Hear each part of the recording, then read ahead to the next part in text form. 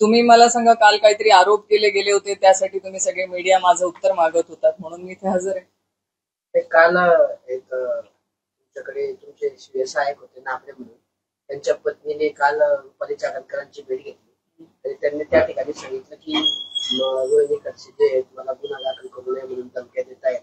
रोहिणी खडसे आणि त्यांच्या कार्यकर्त्यांकडून मला जीवाला धोका आहे, मला पोलीस प्रोटेक्शन द्यावं असे त्यांनी गंभीर आरोप केले. त्यावर रुपाली चाकणकरांनी पण गुन्हा दाखल करायचे आदेश दिले.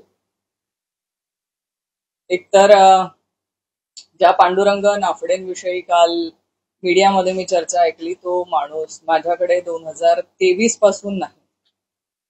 तो माझ्याकडे कामाला होता आणि तो जसा माझा कर्मचारी होता तसाच माझ्याकडे 500 कर्मचारी आजही कामाला आहे.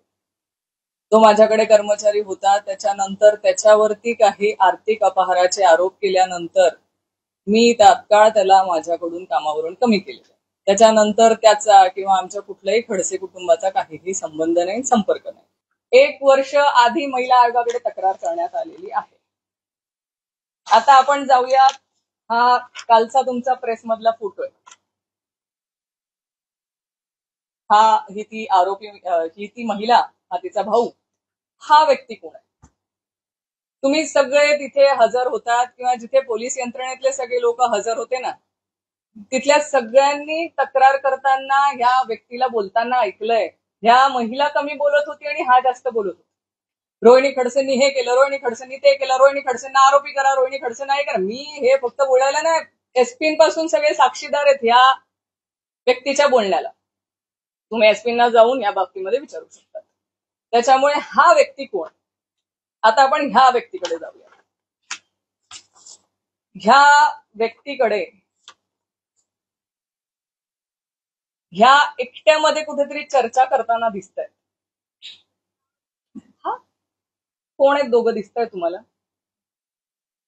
एकटी चर्चा होते, एकट्यात कोपऱ्यात कुठेतरी जाऊन किंवा एका खोलीमध्ये कुठेतरी चर्चा होते या व्यक्तीबरोबर. हा कालचाच फोटो आहे. ठीक आहे, आता आपण बघूया हा व्यक्ती कोण. हा व्यक्ती आहे, हा रुपाली चाकणकर त्यांच्या ह्या व्यक्तीच्या घरी गेल्याचा हा फोटो आहे. त्या व्यक्तीच्या गळ्यात राष्ट्रवादी काँग्रेस घड्याळाचा गमछा घातलेला आणि या व्यक्तीच्या घरी गेलेल्या आहेत ह्या भेटायला. आता मला सांगा, जिथे कोपऱ्यात जाऊन तुम्ही चर्चा करताय, हा तुमचाच पदाधिकारी आहे. ह्याच पदाधिकाऱ्याचा जास्त आक्रोश आणि आकाड तांडवपणा काल होता रोहिणी खडसेंचं नाव घेण्यामध्ये. हे का होतं आणि यांचे बोलवते धणी कोण?